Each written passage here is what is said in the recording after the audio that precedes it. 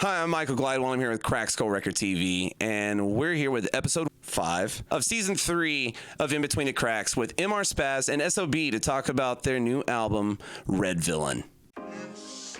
Once you find peace of mind, baby, you set yourself free. Life got, in the storyline, life finally gets good and life is chill, and now that leads into the next song. Yeah, like you said, life finally gets good, and that makes sense why the final song on the regular album is Celebration. It's life's good. Well, see, that's the theme that kicks it into the cycle for the bass album too. Is like, you've gone through the steps of like having a terrible life, dealing with addiction, constantly getting fucked up, then fighting to get clean, getting clean, and then being like, all right, I'm a party because I got clean. And then you just relapse. Like, so that's what it is. That's exactly what it is. It creates the cycle that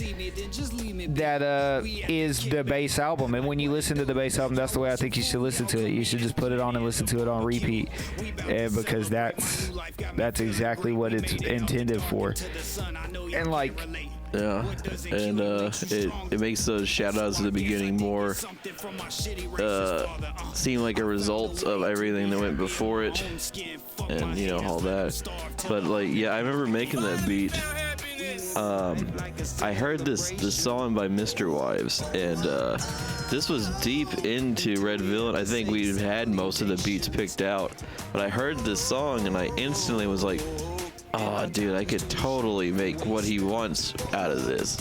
And so I made most of that beat just that day and showed it to Spaz, and it was just like instant. It's like, yeah, dude, that's gotta go on there.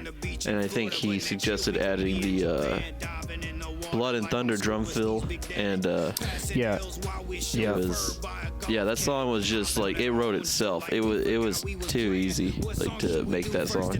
It was also one that once I immediately heard the beat, I wrote it like bam, like immediately got it done. And then the feature, I as soon as the beat was done, I was like, I know exactly who I want on this. And I picked out a few features for it. Some of them I didn't get paid in time, so that's on me, And Spaz also laid down that funky ass bass at the chorus. Oh yeah, I forgot. Oh shit, I forgot about that. Yeah, he played bass on that. And that is a funky ass bass. Like, yeah, very funky. That is pretty crazy. I think I was here. Yeah, you might have been. I was here that night, and it was funky. I forgot about that. Yeah, I forgot I did do that. Yeah. Actually, and that's the thing too, because there's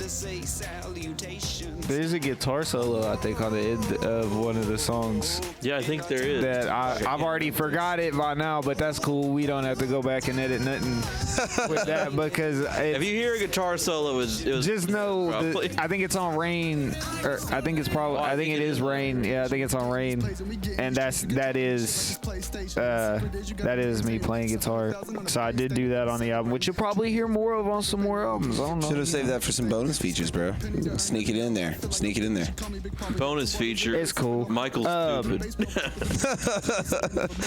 But so I mean, like, and with that, I got Pure on it, because Medicate the Mind. That's the third Medicate the Mind feature on the bass album, and I mean, but everybody came in clutching when I heard all the verses for it and everything was done. I was like, damn, bro, everybody killed it, and the beats just fit everybody so well, and I knew I wanted Pure on there anyway, so I think it came out really, really well with that. But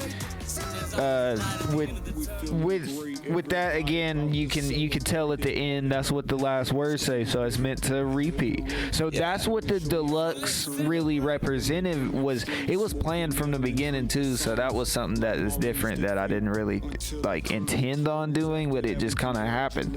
I was making the album and I got close to being done with all the songs, and I was like, fuck it, I'm gonna do 5 more. But so yeah, and it came out a lot better than I expected with that too, because the way it flowed, it just flowed naturally, like it would restart. So I went back to the stoic beats. And it does seem like, and I guess that's like a perfect point for like having the deluxe album, because that's where we're at now. Everything is from the deluxe album, and it's Ransom Note Part 3, like what Nick was earlier. It starts with Ransom Note Part 3 on the deluxe album.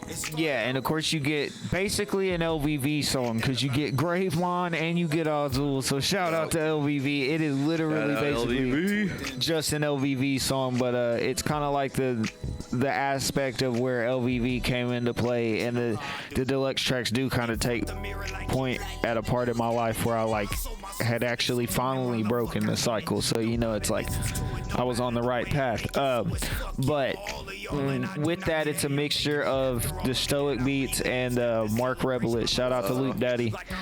I love Mark's stuff, and he's hilarious, and the dude is a great musician. So yeah, that shit was fire. It's hella dope. Yeah, and I had to sample it, and with that, like, I mean, all the Apex stuff added on the deluxe version too really kind of culminates in some of these songs too, because even though he's not like on any specifically, like you can just tell like it helps the theme of the deluxe version stand true. It's like I enlisted more help in my life to try to fix myself rather than just trying to keep it all me, you know what I mean? Yeah, so like actually went, it's an acknowledgement of seeking help. Yeah. And like the second song is Afterthought, which is the red version. So that's a beat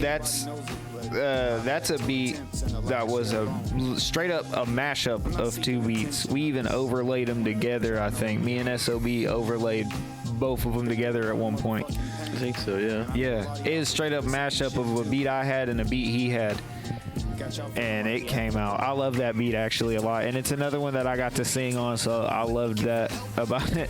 And lyrically it drives the story into a point where it's like, yo, if I'm not careful, every little thing I do could cause me to slip up or go back into this cycle. I gotta like stay on this path.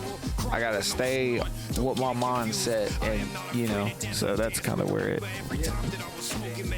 And it's also kind of like a song about running away from your problems in a way. Yeah, a little like a big mix of both sides, like kind of like both sides of the spectrum for sure. Yeah, and well, like I guess like the next song is Luggage. That's right, like Luggage is the next song coming on that. Which again, that's a deep one. That's a really deep one in a song that I hold emotionally close, and I'm not gonna get into too much about it. I'm just gonna say that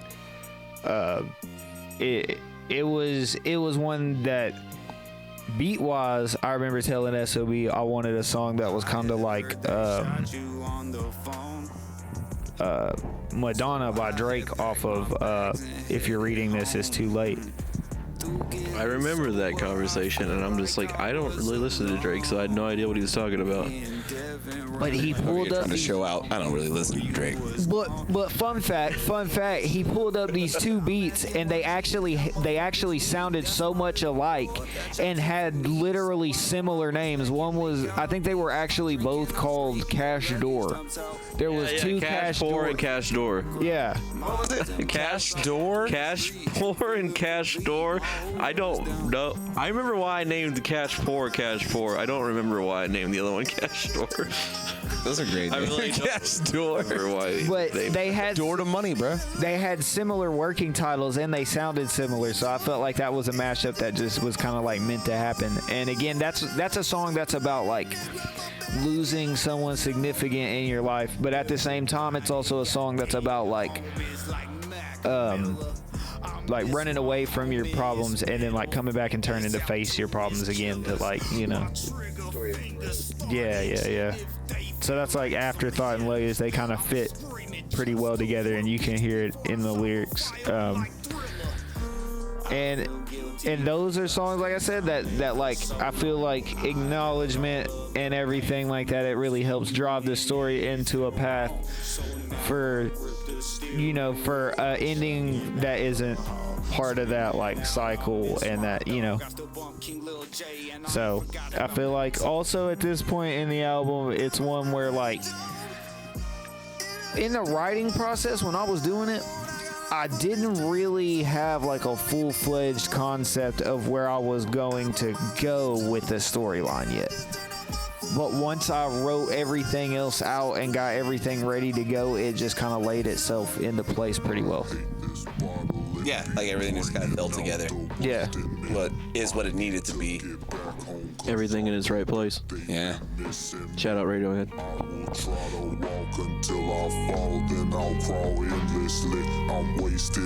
We hope you've enjoyed what you've seen in season 3 of In Between the Cracks. If you would, just like and subscribe, click that notification bell, and tune in with our next episodes. Follow us, leave comments on what you want to know about the artist, and we look forward to seeing you next time.